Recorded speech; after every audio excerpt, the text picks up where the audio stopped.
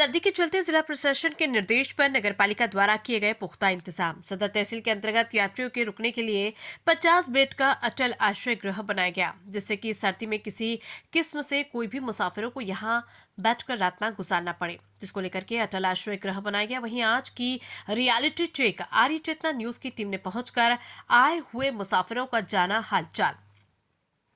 मुसाफिरों द्वारा बताया गया कि उत्तर प्रदेश में नंबर 1 पर अरई ओरिया अटल आश्रय गृह, जहां पर प्रशासन द्वारा जो भी इंतजाम किया गया वो बेहद ही बेहतरीन और अच्छे इंतजाम थे, जहां पर लेटने के लिए सर्दियों में गद्दे व रजाई की व्यवस्था की गई है। वहीं मुफ्त में भोजन खाने की व्यवस्था भी की गई है। इससे आए हुए मुसाफिरों में जमकर जिला प्रशासन नगरपालिका की तारीफ की।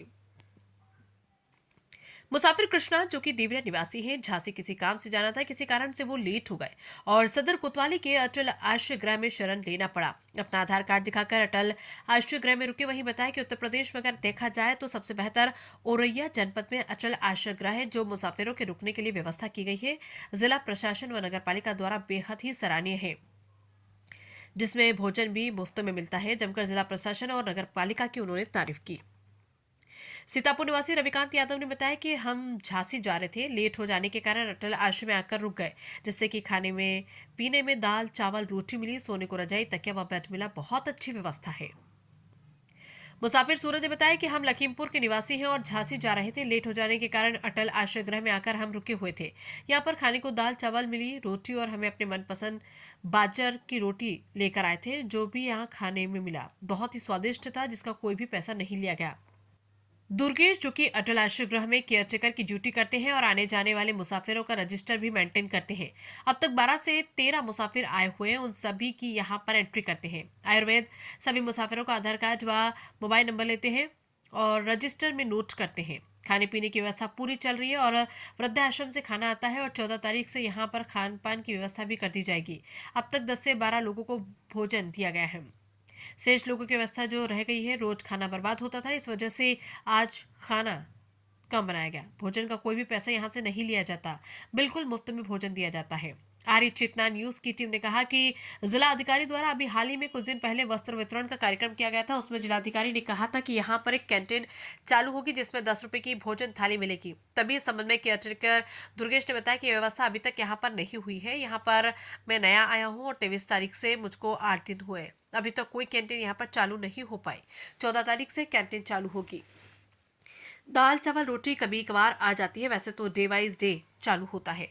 आज मंडे है तो अरहर की दाल चावल, कल मंगलवार है तो मूंग की दाल चावल, उसके बाद उड़द की दाल, उसके बाद सोयाबीन आलू रोटी भरपेट मिलती है। कोई भूखा नहीं रहता। यहाँ जो ठहरने की व्यवस्था है, महिलाओं के लिए अलग है, जेंट्स के लिए अलग है, फैमिली रूम अलग है। यहाँ रुकने के लिए 50 लोगों की क्षमता है। नगर पालिका अधिशासी अधिकारी राम आश्रय कमल द्वारा बताया गया कि शीतलहर से बचने के लिए अटल आश्रय में 50 बेड का अस्थायी रेन बसेरा बना हुआ है। औरैया से जाहिद अख्तर की रिपोर्ट। ये क्या नाम आपका? मेरा नाम दुर्गेश है। कहाँ पर आप हैं इस समय? मैं यहाँ अटल आश्रय में हूँ और क्या ड्यूटी है आपकी? मेरी केयर टेकर की ड्यूटी है। यहाँ पे ठीक। एक एंट्री करना, लोगों को बिस्तर बताना, बताना सुनाना।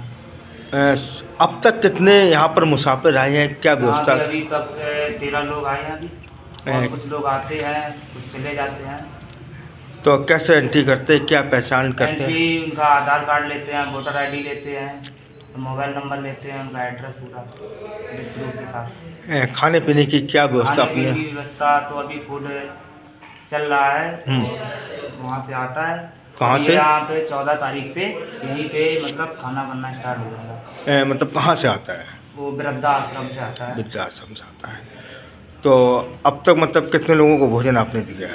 अभी तक मैंने भोजन 10-12 लोग खा चुके हैं। और मतलब जो शेष लोग रह गए उनको भोजन की व्यवस्था नहीं हो पाई, क्या कारण आज रहा? ऐसा है कि रोज खाना बर्बाद होता था, तो इस वजह से आज थोड़ा कम आया खाना, इस वजह से कम कर गया। भोजन का कोई पैसा वगैरह नहीं, भी? कोई पैसा वगैरह कोई पैसा नहीं है, फ्री है। नहीं, हाल ही में अगर बात की जाए तो यहाँ पर जो बस वितरण का कार्यक्रम हुआ था जिलाधिकारी महोदय द्वारा, वहाँ पर 10 रुपये की कैंटीन के लिए भोजन की व्यवस्था भी की बात की गई थी। यहाँ पर ये व्यवस्था हुई या अभी तक नहीं हुई है? ये तो नहीं है, मैं अभी यहाँ नया आया हूँ। कब से आए आप? मैं यहाँ 23 तारीख से आया हूँ। 23 अभी तारीख मुझे 8 दिन हुए हैं यहाँ पे। 8 दिन हुए, ठीक है ना। हाँ।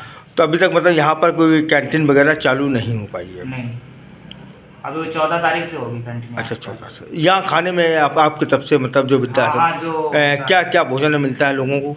वो दाल चावल और रोटी वोटी कभी कभी आ जाती है, जैसे वो तो डे बाई डे होता है, चलता रहता है। जैसे कि मंडे की क्या, जैसे आज कौन सा है, मंडे है? आज मंडे है तो दाल चावल है, अरहर की दाल चावल है, और मंगलवार को मूंग गेहूं की दाल चावल रहेगी, उसके बाद उड़द की, और फिर सोयाबीन आलू के। रोटी कितनी देते हैं आप? रोटी जो भरपेट मिलता है, हाँ, खाना भरपेट मिलता है, कोई भूखा नहीं रहता है, जो आ जाता है भरपेट खाना खा के जाता है। तो यहाँ पर जो ठहरने की व्यवस्था है महिलाओं के लिए अलग है, महिलाओं के लिए अलग है और जेंट्स के लिए अलग है, फैमिली रूम अलग है। कितने बेडों का इंतजाम किया गया है? यहाँ 50 लोगों की क्षमता है। भैया क्या नाम है आपका? सूरज। सूरज जी कहाँ से आए हुए हैं? लखीमपुर से। लखीमपुर से। यहाँ पर कहाँ पर रुके हैं? यहाँ से जा रहे हैं झांसी। झांसी। यहाँ पर कहाँ पर रुके हैं? तो यहाँ पर भोजन में व्यवस्था क्या मिली आपको लोगों को? भोजन जो एक जो था बढ़िया था, मिला, हमने खाया। क्या क्या मिला आपको? दाल चावल।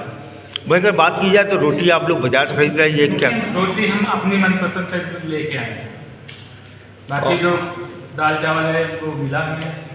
यहाँ की बहुत बढ़िया व्यवस्था है, नंबर 1 की। स्वादिष्ट था, ऐसी बात नहीं है, बढ़िया था। कोई पैसा वगैरह लगा क्या? नहीं, पैसा वैसा कोई नहीं, फ्री है।